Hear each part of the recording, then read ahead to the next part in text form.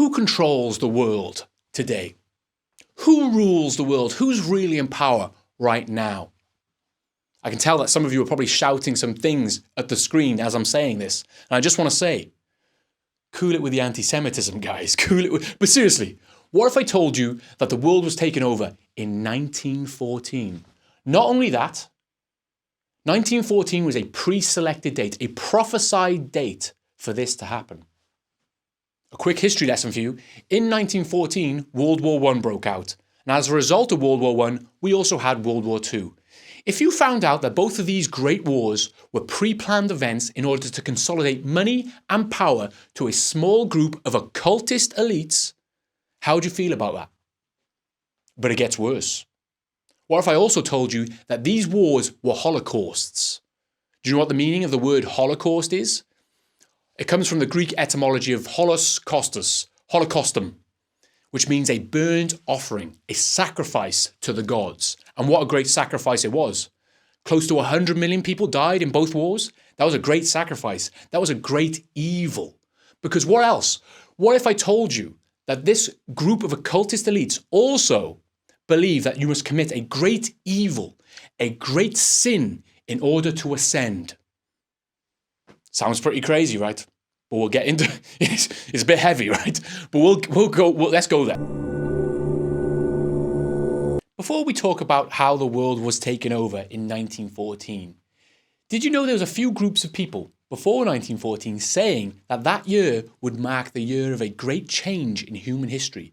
It would be a turning point in human history. It would be a year where we would see a great shift in power. There was a few groups saying this. These crazy Victorians were saying this. For example, the Jehovah's Witnesses. At the time, they were called the Russellites. I think they were named after Charles Taze Russell. Now, the Jehovah's Witnesses said that 1914 would be the year that ends the Gentile times. That would be the year that the Gentile days cease. And from then on forward, we would be in the non-Gentile age. Now, what does the word Gentile mean? Well, I'll let you Google that yourself in your own time, okay? Because, look, they said that, not me. That's all I'm saying. But that's what they were saying. But there was other groups. For example, the British Israelites. Have you heard of the British Israelites? I've got some news for you. I am one of God's chosen people. Yes, the British are God's chosen people. We are one of the lost 10 tribes of Israel. Your tea was promised to me 3,000 years ago. Your spices were promised to me 3,000 years ago. Am I going to use those spices in my food? God, no, I'm British, but I'll take them anyway. They were promised to me. Now, actually, according to the British Israelites, I do not count as one of God's chosen people because I'm Welsh-Irish, so I'm like a Celt. It's only the Anglo-Saxons, I believe. But it wasn't just them. In the late 1800s and early 1900s, the Victorians, they were obsessed with Egypt and the pyramids. So there were these pyramidologists that also believed that 1914 was going to be a special year. See, some of these pyramidologists believed that the pyramids were divine creations, that they were created by something or inspired by something non-human. Some of them believed that the pyramids were created before Noah's flood. We'll talk more about that later. But how did they get to this number, 1914? Well, first of all, not only were the pyramids divine, but also the British imperial inch was a divine measurement. That's what they believed. Yes. So what they did is they went to the Great Pyramid of Giza and they measured the tunnel that goes down in inches. And they came to the number 1,912 inches. They didn't like that number. So what they did is they created a whole new measurement called the pyramid inch, which is just a little bit longer, and then they got the number 1914. They preferred that number. That was a much better number.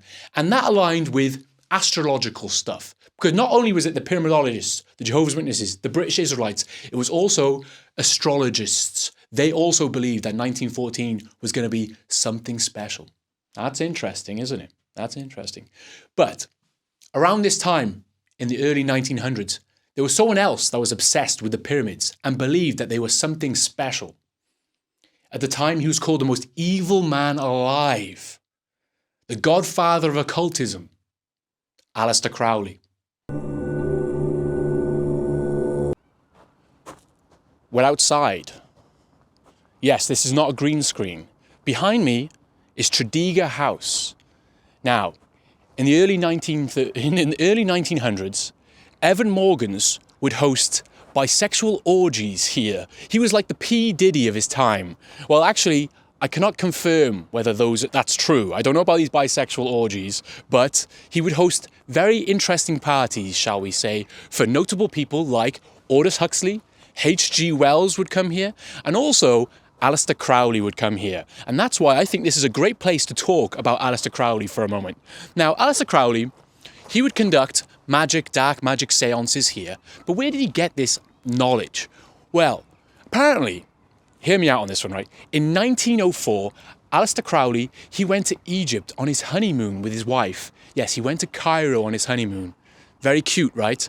But while he was there, he was contacted by the ancient Egyptian god Horus. Yes, Horus sent his messenger, Iowas, to Aleister Crowley, and he told him that from 1904 onwards, we are now living in the Aeon of Horus. We are living in the age of Horus. So not only are we living in the non-Gentile age from 1914 onwards, we are also living in the fucking age of Horus, right? Yeah, you're not doing professionally, are you?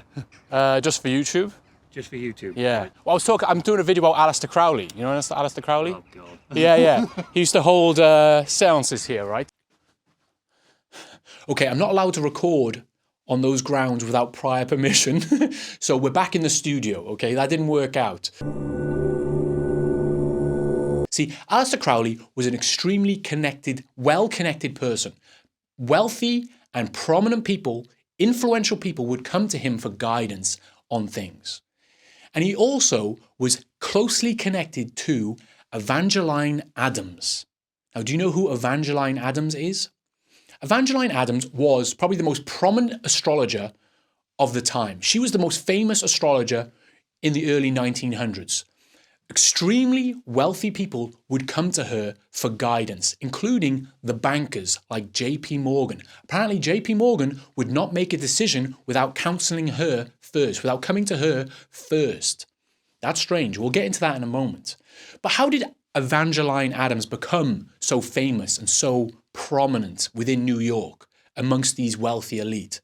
Well, she made a few predictions that came true. For example, she said that the Windsor Hotel would burn up in a fire. And guess what happened? It burnt up in a fire. That's interesting, right? But here's the big one. In 1913, she said in 1914, the next year, there would be the greatest war in human history. That's what she said. She predicted World War I the year before. It's kind of strange, right? That's kind of weird. How did she make this prediction? Well, she said that Saturn was crossing Mars with Pluto in the background or some bullshit like that. She said, oh yeah, that means that there's going to be a great war. She said something along those lines. But it is funky. But here's where things get strange, in my opinion. Something else that happened in 1914 was that Evangeline Adams was arrested. She was going to go to prison for fortune telling. Fortune telling was illegal in the United States at the time. But during the court case, she went up to the judge and she did a reading, an astrological reading for him. And she accurately described how his son drowned to death. And the judge was so impressed that he just dropped all charges and let her go. He says, she's amazing, let her go. Now, when you think about this story, you can also think about it another way. Imagine if I was being arrested or going to prison for something, and I went up to the judge and I whispered in his ear, remember when your son drowned to death? And then he went, drop the charges. You know, you could read it that way. Think about Evangeline Adams. She was well connected to all the wealthy people in New York. And I'm sure some of these people did not want her to go to prison. Who knows? I'm just saying, it sounds a bit strange, but it gets even stranger. This gets crazy. Evangeline Adams predicted World War I before it even began. She said it would begin in 1914. But consider this, she was connected to the elite of New York City, including J.P. Morgan himself. They would be coming to her for advice. But at the same time, she would be learning confidential information from them. They would be telling her all their plans. So, if they did have a plan, if there was a plan in place to begin World War I in 1914, she would know about it. She would know about it. So maybe her prediction of this Great War wasn't so much of a prediction. She just knew it was going to happen. She just knew about it. It's kind of weird to think about, right? And earlier on, when I said that Aleister Crowley was connected to Evangeline Adams, I wasn't making that up. Aleister Crowley wrote her books. He was her ghostwriter. Evangeline Adams, in her autobiography, she said that she taught Aleister Crowley everything he knows about astrology. They were well connected, but it gets even wilder because they were both potentially part of an intelligence network. They were like secret agents. And if you think about it, they are perfect. They could infiltrate elite circles and gain information about anyone. They were perfect for the job. It's crazy to think about. There's a book called Secret Agent 666, which goes into detail about how Aleister Crowley was connected to the British intelligence network. Aleister Crowley himself said, I am part of the British intelligence network. I worked for the governments. I worked for the bankers. That's wild. Aleister Crowley was the Jeffrey Epstein of his time. Evangeline Adams, she was the Ghislaine Maxwell of her time. I shouldn't actually like them. Them two are very different people. Sorry, I'm sorry, Evangeline Adams. I shouldn't have said that. That was a really mean thing to say. But isn't that interesting? Isn't that interesting? I mean, the book, Secret Agent 666, implies that actually Aleister Crowley could have been connected to the sinking of the Lusitania ship, which brought America into World War I, which saved the bankers from bankruptcy. They needed the Allies to win. That's wild. That's a conspiracy theory. That's just a theory. I didn't say that, right? But going back to Jeffrey Epstein for just a moment, because he comes back into this actually slightly, because Jeffrey Epstein, in his emails, he said some stuff that's kind of relevant to what we're talking about. Like in one email to Peter Thiel, he said, I represent the Rothschilds. I represent the Rothschild banking dynasty. Also, in some emails, he mentions the Titanic. This is a good time to talk about J.P. Morgan. So who was J.P. Morgan? Well, J.P. Morgan was a very ugly man. Yes, he was a very, very ugly man. He had like this growth on his nose or nose growth thing. I forgot what they call it, like rhino growth, oh no, whatever. Yes, disgusting, fucked up face he had, a fucked up nose. And the physiognomy checks out. He's both ugly on the outside and ugly on the inside. See, he was a bulldog of a figure, a very ruthless character. And he basically, him and his family, the Morgan estate, they controlled America's money in one way or another. Him and his friends, the Rockefellers, the Rothschilds, the Warburgs, DuPonts maybe, I don't know, a few others, they all controlled the money of America, right? But there was a problem. See, in Europe, these kind of bankers, they issued the money. So they really controlled the money. See, in Europe, the Bank of England, France and Germany and a few others, their money was issued by these private bankers. They run the money. They actually printed and controlled the money. But this wasn't the case in America. Although these guys had basically a lot of power over the money in America, they still didn't issue the money, which means that is a form of power that they did not have yet. And they wanted it.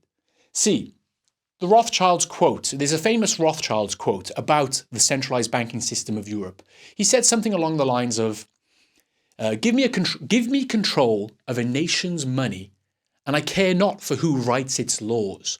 Basically, he doesn't care who the king is. He doesn't care who the president is. He doesn't care who the prime minister is of a country or who writes its laws. He doesn't care about any government. If he issues the money, if he prints the money, then he controls the money and he is the king. They are the kings. This cabal of bankers, they are the kings. But of course, this wasn't the case in America yet. It was still relatively free. And the American public and most of its rich people, most of the rich, wealthy people in America, they didn't want a centralized banking system. They didn't want this in place. There was a great deal of opposition towards this. But Luckily for JP Morgan and his friends, this became less of an issue in 1912. See, what happened in 1912? Well, three of the main opposers of the Federal Reserve Act of in 1913, three of the main opposers of a central banking system within America, they were on the Titanic. Now, I don't know if you know, but the Titanic sank. It hit an iceberg. Yes, it hit an iceberg and sank. How lucky for JP Morgan and his friends that is. The main opposition dying. But it gets even stranger. Now, you might already know this. As you can tell, I'm rushing through this quite quickly because I feel like a lot of people already know this. But you might not know this. Did you know JP Morgan? He was the main investor of the company that created the Titanic. Yes, basically JP Morgan owned the Titanic. That's interesting, right? But also the company that he invested in and basically owned also insured the Titanic before it sank. Insured it for a lot of money. And not only that, JP Morgan was supposed to be on the Titanic, but 3 days before the Titanic set sail, he got very sick and he couldn't make it. He couldn't go on the Titanic. He decided, unfortunately, I'm not going to go on the Titanic. The stars have told me not to. And then the Titanic sinks. How lucky is that? It reminds me of something that happened in New York in the early 2000s. I feel like there was this rich guy that maybe owned 2 buildings and he would go into the office every day. He was always there. But on this one day, he decided, I'm not going to go into the office today. And on that day, something happened to those buildings. But luckily, he insured those buildings for a lot of money. I can't remember the story completely, but it sounds very familiar. Very lucky man like JP Morgan. They're very lucky men, these people. It's very strange. Very strange. I'm sure it's nothing. I'm sure it's just a coincidence, you know? But then you have another issue. So let's get this straight, right? 1912, the main opposition to the Federal Reserve Act, they die or they are silenced in some way. Interesting. Then in 1913, the Federal Reserve Act is enacted. So the centralized banking system of America comes into play. And now you have the Federal Reserve. Interesting. But there's a problem. There's a problem there. See, a lot of the world's wealth is still caught up in Europe. It's all in Europe. All the gold is in Europe. So if we want to create some sort of like new world order of some kind in America, we should find out a way of getting this money over to the US. How could we do this? 1912, Titanic sinks. 1913, Federal Reserve Act. 1914,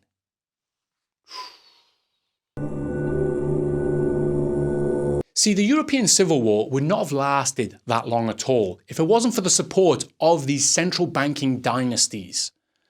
Europe just didn't have the money or resources to keep the war going for that long. It would have been over within a year or so, right? But these bankers, these dynasties, they made sure that this war went on for as long as possible. They funded this war for as long as possible until the job was done. What was the job?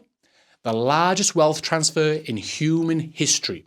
Hundreds of years of European wealth accumulation, hundreds of years of empiric wealth was transferred over to this new Federal Reserve System in a short period of time. And I'm not exaggerating on that, right? The Federal Reserve System of America required gold in order to work, but they didn't have any gold. They didn't have that much gold at all. But by the end of World War I, they had 40% of the world's gold supply. By the end of World War II, they had over 70% of the world's gold supply. If you want more evidence that this was kind of a planned process, you know, the Rothschild family of Germany was supporting the Germans. The Rothschilds family of France and England was supporting the Allies. The Warburg family of Germany was supporting the Germans. The Warburg family of the US was supporting the Allies. The DuPont family was supporting the French. It goes on and on. They made money. They took over the world using this process of funding both sides of the war, a classic Rothschilds move. And then consider 1914 onwards. From that date onwards, any real threat, any real opposition to this banking dynasty's power was crushed, was destroyed. The first victim was probably Tsar Nicholas II. The Russian Empire was growing rapidly. Their population was growing like crazy. They had the largest army in the world at that point. And what happened? The completely natural Bolshevik Revolution. Nothing planned about that whatsoever. No, it was funded by the same bankers of Germany and the US. They funded that. They made sure that got over the line, right? Sorry, tankies. Look throughout history. Anyone that really pops up, that tries to just like rival this power, gets destroyed. Sorry, Gaddafi. You want to set up an African banking system based on the gold standard? Sorry, Gaddafi. That's just not going to work out for you. Bye-bye. Gone. Bye-bye. You're dead. Get out of here, right? That's just what happens every single time. Sorry. I know I'm going off now. I keep going off. I need to stay on topic. Back to JP Morgan, because he was the guy that got the Federal Reserve System over the line. He was the guy that got it done. But unfortunately, he died in 1913. He didn't really get to see this flourish into what he wanted, right? His son did, but he didn't. So that's kind of sad, right? But remember when I said earlier that he was interested in occult adjacent ideas like astrology? Like one of his famous quotes is, millionaires don't use astrology, billionaires do. He was into that stuff. He was into Aleister Crowley adjacent stuff. He had his books. You should see his book collection. But were these other bankers also interested in these dark magic practices or Kabbalah or any sort of mysticism like this? Well, the goats of the banking system, the real OGs of this system are the Rothschilds. Now, do the Rothschilds have any connection to this sort of stuff? Okay, let me take a breath. Where did the Rothschilds come from? Where did they pop off? When did they rise to power and where? Well, it was in the late 1700s in Frankfurt, Germany. Who else popped off at this time? What else was going on in the late 1700s in Frankfurt and around that area? Frankism. Yes, Frankism in Frankfurt. What is Frankism? Well, I know a lot of people are talking about Frankism at the moment because of the Jeffery Epstein files. But basically, Frankism is the worst shit ever. The worst shit ever. It all comes from this guy called Sabbatai Zevi in the 1600s. Now, Sabbatai Zevi was a Jewish man that came along and said, I'm him. I'm him. I'm here. I am the Messiah of the Jewish people. I'm the guy you've been waiting for all this time, and I am now here. And then he converted to Islam very shortly after saying this. Yeah, that's true. That happened. He converted to Islam. I think Google says he was one of the original crypto Jews. That's what Google says. I didn't say that. That's what Google says. But he converted to Islam. But his teachings and the stuff he said, it still had traction and was kind of a little cult that carried on from there. It was mainly rooted in the Kabbalah, right? It was mainly rooted in the Kabbalah. And he had a little following of the Sabbataianism, right? Sabbataian follows him. And this went to this late 1700s in Frankfurt, where Jacob Frank turned up. He come up and said, I'm him. I'm the reincarnation of Sabbatai Zevi. Yes, I'm the Messiah again, reborn. You should all listen to me now and my crazy ideas. Now, what were his crazy ideas? Well, they were dark, right? A quick way of explaining this is think about this. Think about this for a moment, right? You got the waters of heaven and you have the waters of hell. Now, the quickest way to get to heaven, you would think would be to go up, but that's difficult. You have to do good things all the time. That kind of sucks. What if there's a way of going right down into the depths of the waters of hell and then skipping that process and going straight to the top? That's much easier. Much easier. Have you played the video game Fable? The old video game Fable? It was much easier to be an evil person than it was to be a good person, right? And that's true in life, right? That's just true in life. Being a good person is hard for most people. Well, you know, being evil is easy. Like, I couldn't be evil. Well, I don't know. You know what I mean? Being good is hard. Being good is difficult and being evil is easy. So you can just shortcut your way to the top. I want you to think about it like this. Right, where's my pen? So to most of us, this doesn't make any sense. But here's a quick illustration of how this works, right? Here is the line of morality. And below it you have evil, bad, sin, hell. And above it you have good, heaven, enlightenment. And if you consider the idea, the Hermetic idea of as is above, so is below, this means that this is actually mirrored. And you can fold this over as so. And you can sink into the depths of hell and commit great sin and go right through into enlightenment, into heaven, like so. Now that comes from a film called Event Horizon. And if you know the film Event Horizon, it's kind of strange that they put something like that in there. I would say it's related, but who knows? You can also consider another film, The Truman Show. Have you seen The Truman Show? The idea that Truman is in a false reality created by people. And that is a very Gnostic idea. The idea is that our reality is actually created by the demiurge, a false god, and that we must sink into the waters of hell and then rise up the 32 steps into enlightenment. Guess who produced that? Guess who was a co-producer on that film? Richard Rothschild, of course. So you can see that these belief systems are there. Now, I just want to point out something quite quickly, actually. I'll point something out. This idea of committing great sin in order to reach enlightenment, that is a very fringe idea. Not all Jewish mystics, not all Kabbalic believers, not all Hermetic believers, not even occultists really believe that you should be sinking and committing great evil in order to ascend. That's a very Frankist fringe idea. Only a few people believe that. Not all of them, of course, of course. Now, were the Rothschilds really connected to these ideas, to Frankism? Well, like I said, it is a bit strange, isn't it, that the Rothschild family rose to prominence in Frankfurt.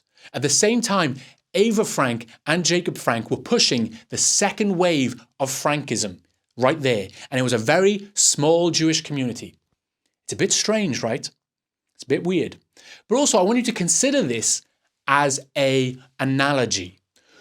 In life, who rises to power? Who rises to the top of the pyramid? Is it people that are doing really good stuff all the time and they get into the top? No. It's people that are doing really bad, sadistic shit, and somehow they are rising to power. They are rising to prominence. So there's something very obvious and big that we haven't talked about yet, which is Freemasonry. Of course, Freemasonry. Now, the problem with Freemasonry, and I think I'll talk more about this in another video, is there was this merger in the 1800s with the Rothschilds. See, the Rothschilds, they rose to power, but what they really represented was a kind of Gnostic Zionism within Europe. But the previous powers of Freemasonry, they merged with the Zionistic movement. See, Freemasonry kind of is an evolution of the Jesuit order one way or another. But they merged together into like one kind of secret occult system.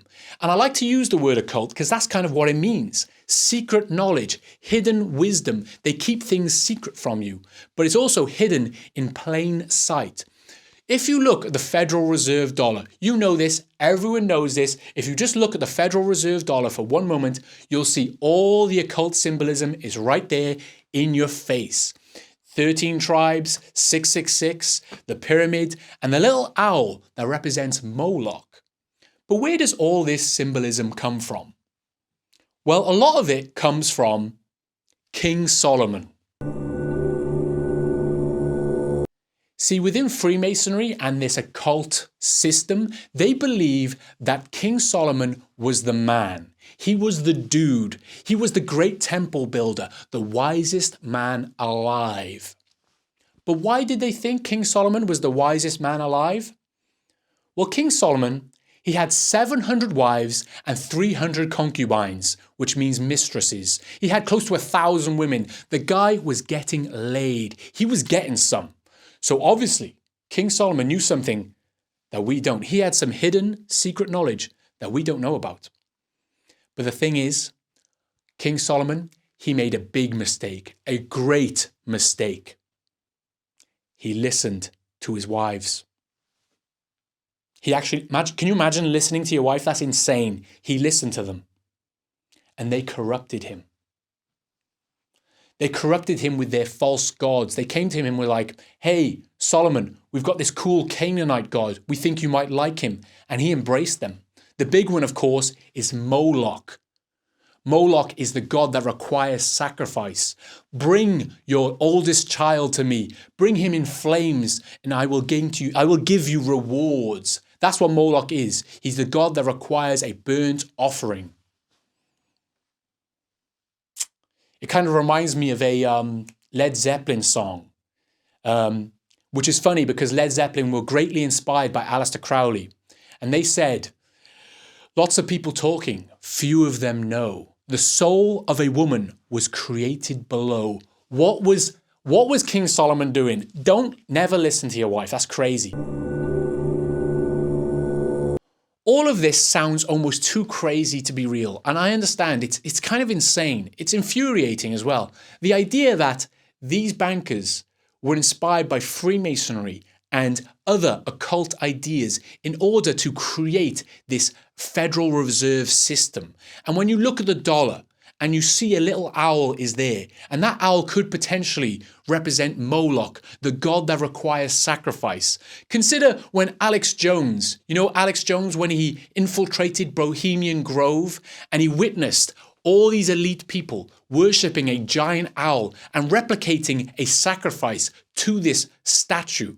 It's insane to think about, but it's also really sad because 100 million people died. Close to 100 million people died in World War I and World War II. And the owl god, the Moloch, he requires sacrifice in order for you to gain rewards. And think about the rewards that they received. The Federal Reserve dollar became the default currency of the world. It became the biggest currency in the world after these events. That sacrifice worked. And if you're European, maybe you have a great-grandfather or great-great-grandfather that died in one of these wars. It's sad to think that potentially they were just sacrifices for this. That's kind of crazy, right? I myself, personally, all four of my great-granddads, all four of my great-grandfathers, they died in either World War I or World War II. Actually, one of them survived World War I, but he was so traumatized by the events that he lived the rest of his life in an insane asylum. They all died younger than I am today. I think. Yeah, that must be true. That's true, actually. Yeah, that's crazy. They must have all died younger than I am today. To think that they were a sacrifice to Moloch. I almost don't want to believe that, right? I don't want to believe that. Now, I know a lot of you are thinking that this is some basic bitch conspiracy theory stuff, talking about the centralized banking system and the Rothschilds and the Freemasons. We know that already, Rory. We know that. I understand. But here's the point of this video. Here's where I'm getting at with this. First of all, a large part of this is these groups of people, they don't even care about occultism themselves. A large number of them, they just want to be part of a secret society because that's where power lies a lot of the time. Have you ever played a social deduction board game like Secret Hitler? Or there's a very popular TV show called Traitors, where two people, if they work together in secret, they can beat 10 other people because they have knowledge that other people don't. If they work together in secret, they can win. And imagine that on a grander scale. That's how these secret societies work a lot of the time. And these secret societies worked together before 1914, and they created plans to consolidate wealth and power. And I would say it worked. But here's the thing, are they still around today? Well, let's look at the Jeffery Epstein files for a moment. Let's look at some of Jeffrey's emails. Within his emails, he mentions a lot of these secret societies and think tanks that we've been told not to worry about. It's just conspiracy theory nonsense. He mentions the Trilateral Commission. He mentions the Bilderberg Group. He mentions the Order of the Golden Phoenix.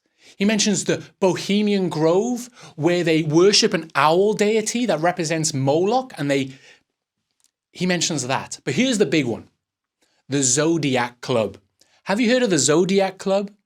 The Zodiac Club was formed in the 1800s and it has 12 members representing each part of the zodiac.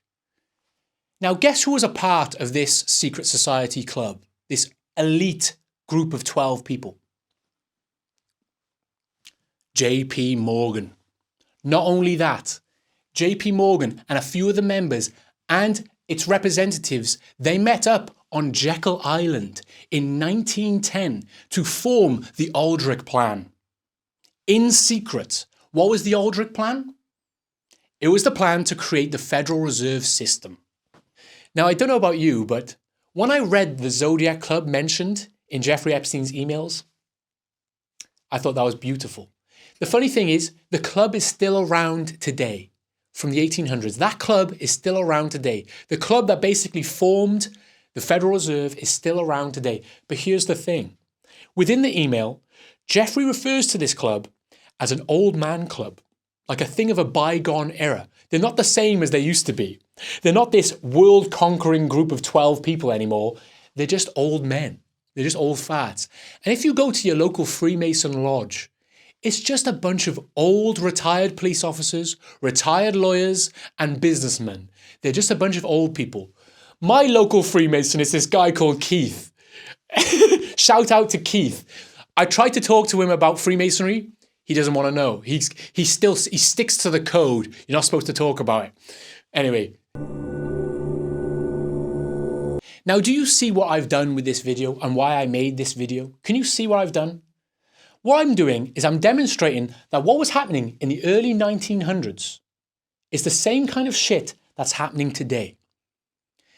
See, with these secret societies and these bankers, I shouldn't have referred to them as bankers because they were much more than that. They owned industry as a whole. They owned corporations. They were printing the money and giving it to themselves. That is the system that they created.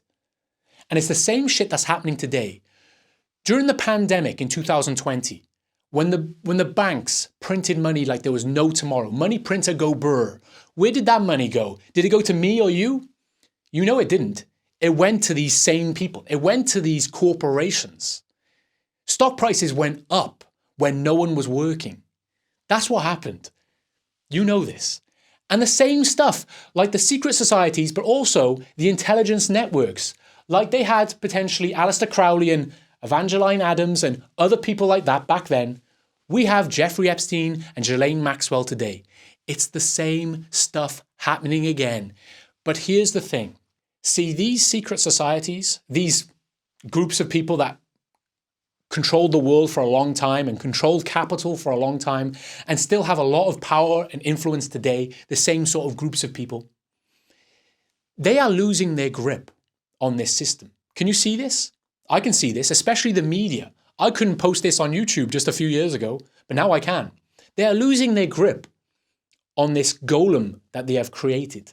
And that's what it is, a leviathan that they have created, and they are losing control of it. But here's the thing. They always have a plan. They always have a plan in place. Like in 1914 and before that, they've always had plans in place. And what's coming? Artificial intelligence. And they will use that as a tool to control you, to control me. They will use that as a tool to regain this power, to try and control this golem that they have created, this soulless being that is capitalism. But I would say that capitalism, or this corporate system that they have created, it's a runaway train at this point. It's a runaway train. They can try and hold it back as long as they can, but they will lose their grip. And what's coming after that? That's the scary part. Who knows, right? Anyway, hopefully that's everything. My throat really hurts. I could talk forever, but my throat hurts, so I'm going to have to stop here.